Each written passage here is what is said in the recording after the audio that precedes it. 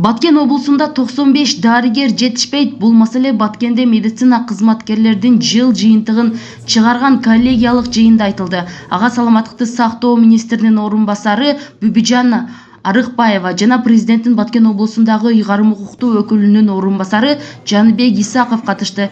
Коллегиялык жыйында 3 маселе: саламаттыкты сактоо тармагындагы 1 жылда аткарылган иштер жана финансы маселеси каралды.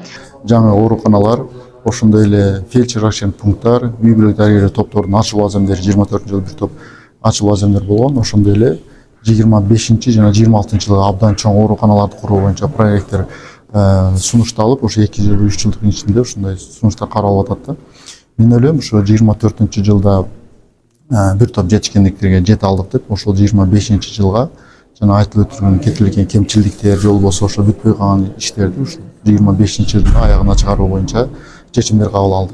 Баткен облусунун саламаттыкты сактоо тармагы боюнча координатору Арзыбек Бөрүбеков өткөн жыл ичинде аткарылган жумуштар боюнча кеңири маалымат берди. Айтылган маалыматтарга таянсак, Баткен облусу боюнча саламаттыкты сактоо тармагы 95 дарыгерге муктаж. Олуттуу бул маселени чечүү боюнча президенттин Баткен облусундагы ыйгарым укуктуу өкүлчүлүгүндө өткөн коллегияда каралгандыгын эске салсак, дарыгерлердин жетишсиздиги облус тургундары үчүн көп көйгөйлөрдү жараткан маселе. Алар терапевттер, педиатр, үй бүлөлүк дарыгерлер.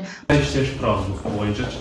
Азыр баягы алдын алуу иштерини периодика жүргүзүп калбадыбы? Биз стационарда барлоо, ошондой эле Ошол эле учурда аялдардын өлүмү 2023-жылга салыштырмалуу 2 болсо, 2024-жылы 4кө жеткен, 2гө өскөн. Ал эми ымыркайлардын өлүмү боюнча жыл ичинде 23кө азайган. Балдардын өлүмү боюнча 2023-жылы 232ге көп болсо, былтыр 40ка кем болгон.